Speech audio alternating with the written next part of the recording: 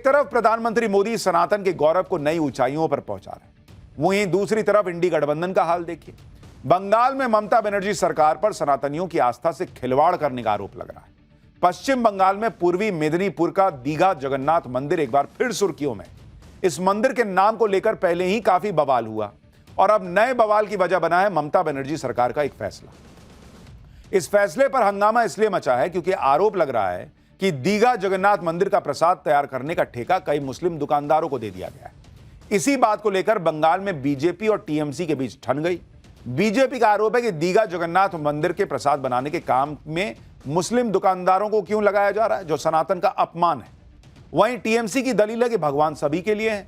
दीघा जगन्नाथ मंदिर के प्रसाद को लेकर छिड़े सियासी संग्राम की पूरी डिटेल भी आज आपको दिखाऊंगा, लेकिन घमासान की एक झलक देख लीजिए।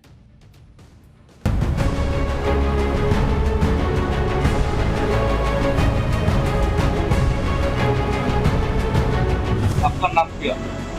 मेरा नाम शमसुज्जमान। हाँ, हमको ऑर्डर मिला जगन्नाथ धाम से।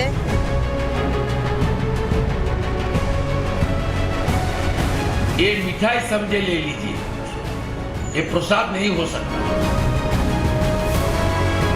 नहीं, वो हिंदू हो मुस्लिम हो वो तो कोई टेंडर में उनका बरात तो होगी, तो के लिए दिक्कत क्या है।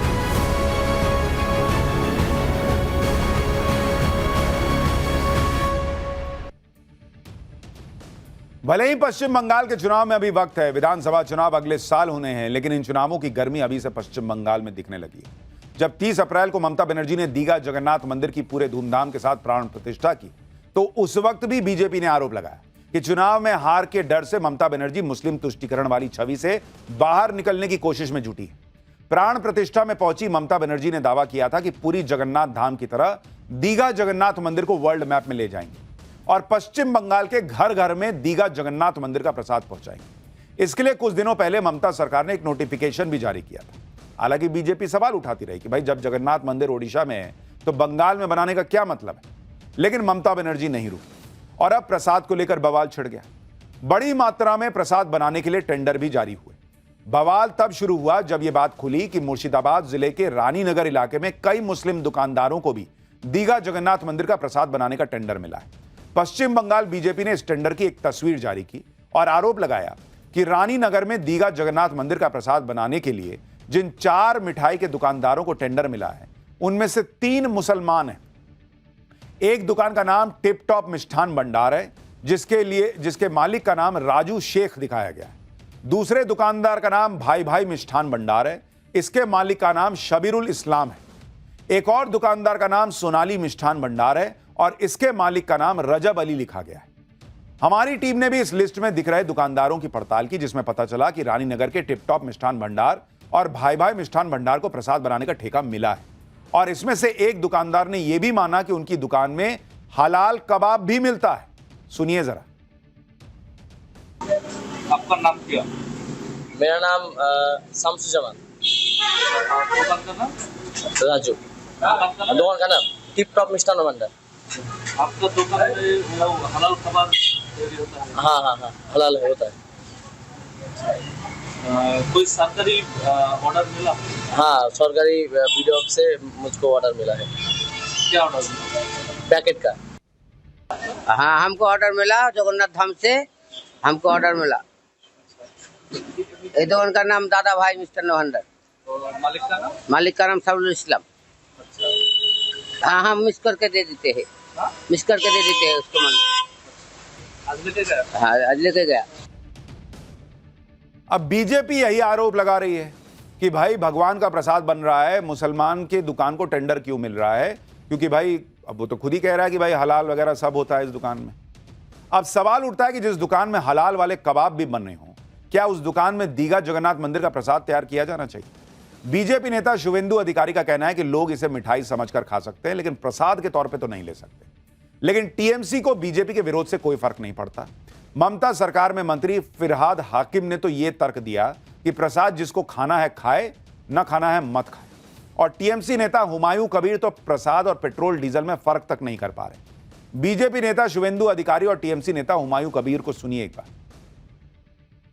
मैं पूरा प्रदेश का जनता को ये विनती करूंगा, ये मिठाई समझे ले लीजिए, ये प्रसाद नहीं हो सकता। और मैं खुलासा कर दूंगा, कुछ दूसरा समुदाय का रेशन डीलर और कुछ मिठाई का शॉप ओनर्स को ये मिठाई तैयारी करने के लिए टेंडर दिया है। मैं खुलासा कर दूंगा, मेरा पास सब जानकारी है। टेंडर का सिस्टम ओपन करे तो जे आदमी हो, हिंदू हो, मुस्लिम हो तो कोई टेंडर में उनका बरात होगी, तो ये के लिए दिक्कत क्या है? ये तो आपत्तिजनक का ये इनका काम है। और शुभेंदु अधिकारी के पहले बता दीजिए, उनका बहुत सारे पेट्रोल पंप है, उनका ओनर है वो, उनको पेट्रोल पंप के वो लिफलेट लगाने के लिए बता रहे, जो कोई मुस्लिम को मैं पेट्रोल डीजल बेचेगा नहीं। मतलब कोई कनेक्शन है दोनों बातों का कि पेट्रोल डीजल मुसलमान को नहीं दूंगा, और बीजेपी आरोप लगा रही है कि भाई मुसलमान से क्यों आप हिंदू मंदिर का प्रसाद बनवा रहे हो। दोनों को क्लब कर दिया। इस बवाल के बीच ममता सरकार ने पश्चिम बंगाल के घर घर तक दीघा जगन्नाथ मंदिर का प्रसाद पहुंचाने की योजना भी शुरू कर दी। इस योजना के तहत दीघा जगन्नाथ मंदिर के प्रसाद के बॉक्स में खाजा, पेड़ा और दीघा जगन्नाथ मंदिर की तस्वीर और मंदिर में स्थापित भगवान की तस्वीर शामिल होगी। इस प्रसाद को राशन की दुकानों के जरिए लोगों में बांटा जाएगा और कई इलाकों में दीघा जगन्नाथ मंदिर का प्रसाद बंटना शुरू भी हो चुका है। दीघा जगन्नाथ मंदिर का प्रसाद बनाने की जिम्मेदारी मुस्लिम दुकानदारों को सौंपने को बीजेपी सनातनी आस्था से खिलवाड़ बता रही है। इसके लिए बीजेपी इससे लिए प्रसाद बनाने के लिए सनातन का नियम क्या कहता है, यह समझना भी जरूरी है। भगवान को भोग लगने वाला प्रसाद पूरी शुद्धता से बनाया जाना चाहिए। जो भी भोग बनाएगा वो शरीर के साथ मन की शुद्धता का भी ध्यान रखेगा। भोग की वस्तुओं में शुद्धता होनी चाहिए, वो अपवित्र ना हो, उसका ध्यान रखा जाना चाहिए। मांस, मदिरा और अपवित्र वस्तुओं का सेवन करने वालों को भोग बनाने का अधिकार नहीं है। भगवान का भोग जो भी बनाएगा, भोग तैयार होने और अर्पित होने तक उसे उपवास रखना चाहिए।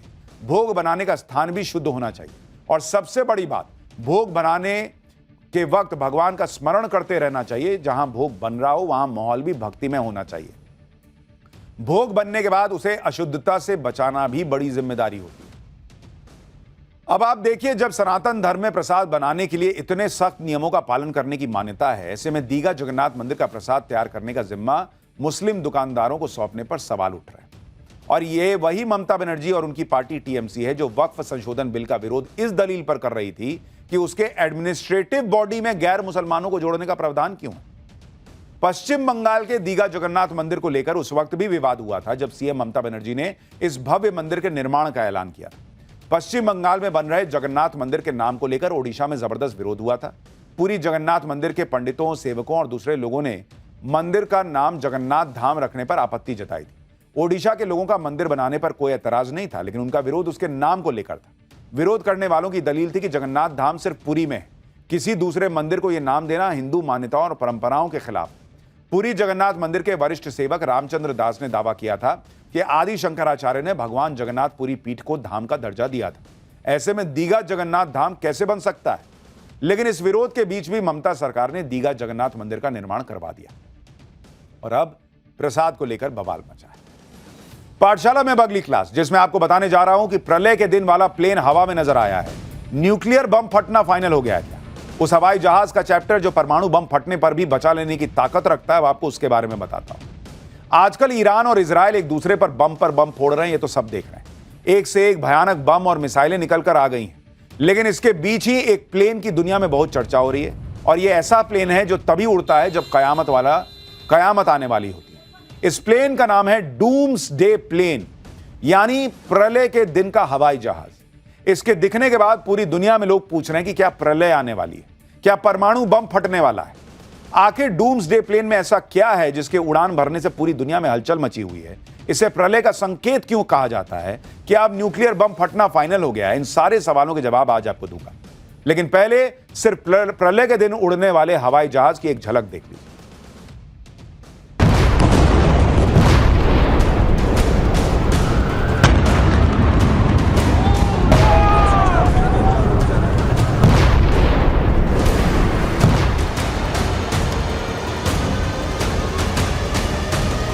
Then we go blow up all the all the nuclear stuff that's all over the place there.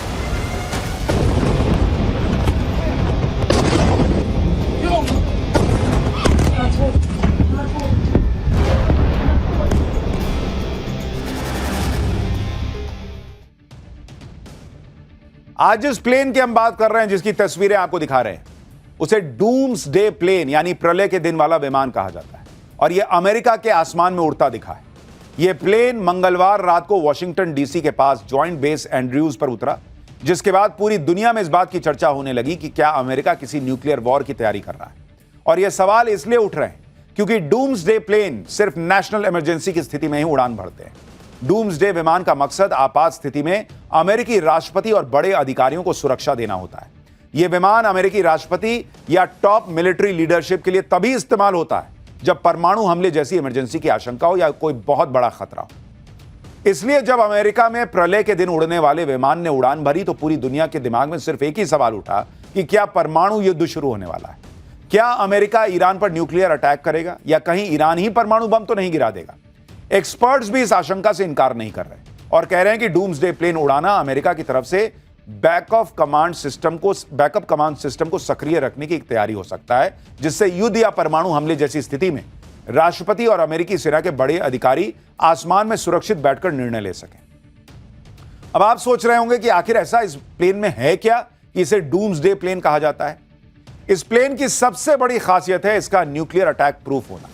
यह प्लेन परमाणु विस्फोटों तक को झेल सकता है। यह प्लेन रेडियो एक्टिव प्रभावों से भी सुरक्षित रहता है। जरूरत पड़ने पर इस प्लेन से मिसाइलें भी दागी जा सकती हैं। किसी भी आपदा की स्थिति में यह विमान पूरे 1 हफ्ते तक बिना रुके उड़ सकता है और अगर इसका फ्यूल भी खत्म हो जाता है तो हवा में इसको फिर से आप इसमें तेल भर सकते हैं। यानी ये बिना रुके कई दिन उड़ सकता है, ऐसा प्लेन है। और अगर न्यूक्लियर अटैक हुआ तो अमेरिका के राष्ट्रपति को बचाने के काम आएगा।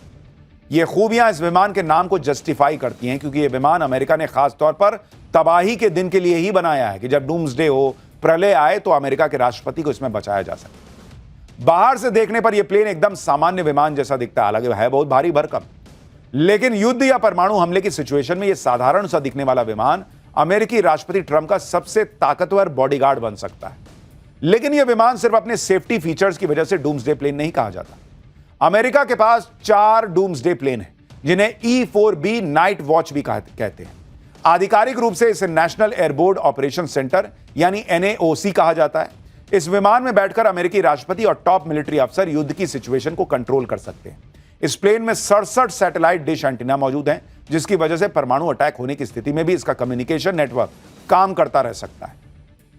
यह प्लेन साइबर अटैक प्रूफ भी है क्योंकि इस प्लेन का पूरा कंट्रोल सिस्टम मैनुअल है। इसके सिस्टम को हैक नहीं किया जा सकता, ऐसा दावा है। डूम्सडे प्लेन को इस तरह डिजाइन किया गया है कि युद्ध की स्थिति में यह प्लेन वॉर रूम बन जाता है, जहां बैठे बैठे अमेरिकी राष्ट्रपति बड़े सैन्य अधिकारियों के साथ मीटिंग कर सकते हैं, वॉर से जुड़े फैसले ले सकते हैं। इस प्लेन में एक साथ 112 लोग सफर कर सकते हैं। इस प्लेन में 3 डेक होते हैं, जिसमें एक ब्रीफिंग रूम, एक स्ट्रैटेजिक कॉन्फ्रेंस रूम और एक कम्युनिकेशन एरिया होता है। डूम्सडे प्लेन की मैक्सिमम स्पीड ऑलमोस्ट 1000 किलोमीटर प्रति घंटा यानी 969 किलोमीटर प्रति घंटे के आसपास। यह प्लेन एक बार तेल भर देने के बाद बिना रुके 11,500 किलोमीटर की दूरी तय कर सकता है। यानी इस विमान में बैठे अमेरिकी राष्ट्रपति कयामत के दिन से बच सकते हैं और किसी भी देश के लिए कयामत का दिन ला भी सकते हैं। बोइंग 747 को मॉडिफाई करके तैयार हुए डूम्सडे प्लेन्स को अमेरिका की वायुसेना ऑपरेट करती है। साल 1974 के बाद से यह प्लेन अमेरिका के पास है, लेकिन आज से पहले इसे सिर्फ 2 बार उड़ान भरते देखा गया है। जब 9/11 का आतंकी हमला हुआ था, उस वक्त अमेरिकी राष्ट्रपति जॉर्ज बुश ने इसका इस्तेमाल किया था, क्योंकि तब उनको पता नहीं था कि कहां कहां प्लेन घुस रहा है, मार दे रहा है, तो वो इसमें बैठाए जॉर्ज बुश को, हवा में घुमाते रहे। इससे पहले साल 1995 में अमेरिका की आपातकालीन प्रबंधन एजेंसी फेमा ने ओपल तूफान के वक्त इस जेट को यूज किया था और अब अमेरिका के आसमान में एक बार फिर डूम्सडे प्लेन उड़ता नजर आया है। इसमें राष्ट्रपति ट्रंप सवार थे या नहीं, इसकी पुष्टि तो नहीं हो पाई, लेकिन सवाल पूछे जा रहे हैं कि क्या डूम्सडे प्लेन का उड़ान भरना ईरान के खिलाफ अमेरिका के न्यूक्लियर वॉर छेड़ देने का संकेत है? क्या अब न्यूक्लियर बम फटना पक्का है या फिर क्या उन्हें डर है अमेरिका को कि भाई ईरान न्यूक्लियर बम फोड़ देगा? दुनिया में सिर्फ 2 देश है जिनके पास डूम्सडे प्लेन है, एक तो अमेरिका है, दूसरा रूस। रूस अपने डूम्सडे प्लेन को मैक्स डोम कहता है। इसे भी एयरलाइन विमान को मॉडिफाई करके तैयार किया गया। ये रूस वाला डूम्सडे प्लेन है। रूस के राष्ट्रपति पुतिन का फ्लाइंग कमांड सेंटर है। अमेरिका की तरह रूस भी कहता है कि इस प्लेन को न्यूक्लियर वॉर की सिचुएशन में इस्तेमाल करने के लिए डिजाइन किया गया है। रूस का डूम्सडे प्लेन 3 दिन तक हवा में रह सकता है, न्यूक्लियर ब्लास्ट को सहन कर सकता है और किसी हमले का पता लगाकर जवाबी अटैक भी कर सकता है। इसमें समंदर के अंदर पनडुब्बियों से संपर्क करने का कम्युनिकेशन सिस्टम भी लगा हुआ है। यानी अमेरिका और रूस दुनिया में सिर्फ यही 2 देश है जिनके पास डूम्सडे प्लेन है। रूस के पास जो डूम्सडे प्लेन है, यानी कयामत में उड़ने वाला प्लेन, वो उसे सीक्रेट रखता है। लेकिन रूस के पास एक सीक्रेट डूम्सडे रेडियो स्टेशन भी है जिसे UBV-76 के नाम से जाना जाता है। रूस का यह रहस्यमयी रेडियो स्टेशन शीत युद्ध के समय से ही सक्रिय है, जिसका इस्तेमाल रूस इमरजेंसी सिचुएशन और युद्ध के वक्त करता है। इसमें कोडेड मैसेज, नंबर्स और कोड वॉइस मैसेज के जरिए कम्युनिकेट किया जाता है। रूस का दावा है कि यह रेडियो कोडेड मैसेज भेजता है जो सैटेलाइट से भी दूर तक पहुंचते हैं। कोडवर्ड में भेजे जाने वाले इन वॉइस मैसेज को बड़े से बड़ा हैकर भी डिकोड नहीं कर सकता। रूस अपने इस रेडियो सिस्टम का इस्तेमाल मिलिट्री अलर्ट, परमाणु प्रोटोकॉल या गुप्त अभियानों के दौरान करता है। यूक्रेन युद्ध के दौरान रूस अपने इस डूम्सडे रेडियो का इस्तेमाल कर रहा है। दावा तो यह भी है कि अभी इसी 4 जून को जब पुतिन ने ट्रंप से फोन पर बात की थी, तब भी डूम्सडे रेडियो से पुतिन ने अपनी मिलिट्री को कोडेड मैसेज भेजे थे। लेकिन अब क्या हो रहा है, क्या होने वाला है, यह तो नहीं कहा जा सकता। लेकिन अमेरिका के हवाई क्षेत्र में डूम्सडे प्लेन दिखना क्या कयामत के दिन के नजदीक आने का संकेत है? वक्त बताएगा। एक कयामत तो बादल भी लेकर आए हैं। अगला चैप्टर उसी पर है। गाड़ियां बह गई, लोग बह गए, बाढ़, बारिश और महासंकट की सबसे लेटेस्ट तस्वीरें आ गई हैं। गजब ही हो रखा है। बारिश ने ऐसी तबाही मचाई कि पिछले सारे रिकॉर्ड टूट गए। आधे से ज्यादा हिंदुस्तान में मानसून का ट्रेलर देखकर ही लोग बाप बाप कर रहे हैं। इस साल मानसून समय से आगे चल रहा है, तेज रफ्तार से आगे बढ़ रहा है। जहां जहां मानसून पहुंच गया है वहां की ज्यादातर नदियां उफान पर हैं, डैम ओवरफ्लो हो रखे हैं। आप तस्वीरें देखिए कितनी डरावनी। कहीं गाड़ियां बही चली जा रही, कहीं उफनती नदियों के बीच जिंदगी बचाने की जंग चल रही। अब तो हिमाचल के पहाड़ों पर भी लैंडस्लाइड हो रही है। देश भर में कहां तक मानसून पहुंचा है और इसने लोगों को कैसे बेहाल कर रखा है, बाढ़ बारिश के हाहाकार की एक एक तस्वीर आपको दिखाऊं। लेकिन पहले कुदरत के कहर का एक ट्रेलर तो देख लीजिए।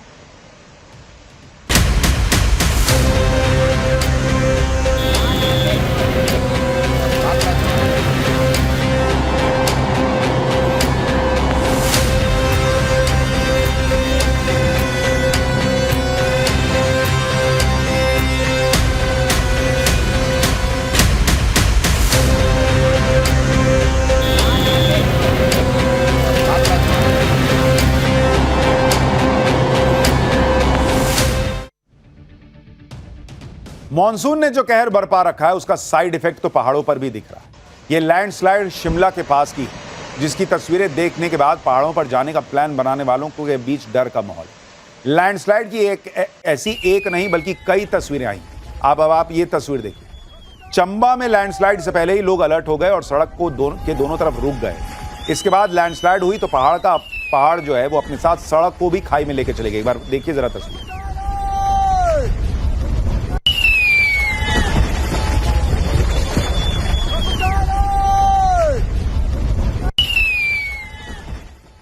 अब सोचिए कोई गाड़ी इसके नीचे आ जाए तो उसका क्या ही हाल होगा।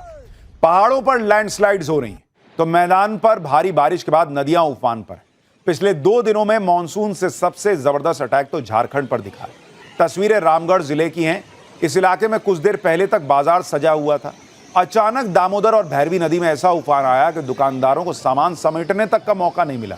आप सोचिए इस तरह से नदी जो है वहां पर रौद्र रूप दिखा रही है। नदी के घाट के किनारों पर वैसे तो खतरा हमेशा बना रहता है, लेकिन यहां के दुकानदारों ने यह नहीं सोचा था कि सैलाब इतना जबरदस्त होगा कि दुकान सामान कुछ नहीं बचेगा। दामोदर और भैरवी नदी में आए उफान के बाद की तस्वीर आप देखिए। पानी किनारों को तोड़ता हुआ कितनी दूर तक पहुंच गया। घाट ही नहीं, नदी के किनारे पर बने मंदिर बाजार पूरी तरह पानी में डूब गए। नदियां उफान पर हैं तो सबसे ज्यादा परेशान गांव वाले हैं। छत्तीसगढ़ के जशपुर की तस्वीरें देखिए। एक ट्रैक्टर सवार ने नदी के उफान को समझने में गलती कर दी और उसकी जान पर बनी। वो ट्रैक्टर समेत पुल के बीच में फंस गया। ये देखिए, ट्रैक्टर ऐसी जगह फंसा था कि आगे पीछे हो ही नहीं पा रहा, वहीं फंसा हुआ है। इसी वजह से ट्रैक्टर ड्राइवर की जान भी बच गई। अगर ट्रैक्टर निकल जाता तो भाई सैलाब में बहने से उसको कोई नहीं रोक सकता था। तो अच्छा हुआ ट्रैक्टर फंस गया। बताया जा रहा है कि ट्रैक्टर इसी तरह कई घंटों फंसा रहा। इसके बाद एनडीआरएफ की टीम पहुंची। कड़ी मशक्कत के बाद ट्रैक्टर सवार की जान बचाकर निकाल पाई। इस वक्त नदियों में ऐसा सैलाब आया है कि गांव वाले भी कंफ्यूजन में। झारखंड के खूंटी की तस्वीरें देखिए। मछली पकड़ने के चक्कर में गांव वाले नदी के बीच में चले गए। नदी का जल स्तर बढ़ा तो उनको अंदाजा ही नहीं लगा कि उनकी जान भी जा सकती। जब तक दोनों की समझ में आता कि पानी बढ़ गया है, तब तक तो दोनों नदी के बीच फंस चुके थे। उसके बाद मछली सोच रही थी कि मुझे पकड़ने आए थे, अब तुम पकड़ में आए। दोनों लोग कई घंटे इसी तरह चट्टान के ऊपर इंतजार करते रहे कि कोई आएगा बचाने। जब इन लोगों ने मदद की गुहार लगाई तो ग्रामीणों ने आवाज सुनी। सुबह से शाम हो गई, तब जाकर इनका रेस्क्यू हो पाया। देर रात प्रशासन की रेस्क्यू टीम मौके पर पहुंची। बोट में रस्सी बांधकर दोनों गांव वालों की जान बचाई। उन्होंने अब फिर कसम खाई होगी कि अब कभी ना मछली खाएंगे। झारखंड में हो रही लगातार बारिश का साइड इफेक्ट पश्चिम बंगाल में भी दिखाई दे रहा है। ये तस्वीरें पुरुलिया की हैं, जहां बारिश तो ज्यादा नहीं हुई, लेकिन नदियों का जलस्तर बढ़ने के बाद शहर के हालात बिगड़ गए। कई मोहल्ले पूरी तरह पानी में डूबे, जिसके बाद प्रशासन की टीम लोगों को सुरक्षित जगह पर पहुंचाने के लिए उन्हें घरों से रेस्क्यू कर रही है। बताया जा रहा है कि बड़ी तादाद में लोगों को राहत शिविरों में भी पहुंचाया गया। और देश भर से ऐसी तस्वीरें आ रही हैं। जो भाई मौसम अच्छा होता है तो मजा आता है, लेकिन फिर इस तरह की चीजें होती हैं तो दिल घबराने लगता है। अब ये मॉनसून का कहर कब ब्रेक लेगा ये तो पता नहीं, लेकिन हम फिलहाल अभी एक छोटा सा ब्रेक ले रहे हैं।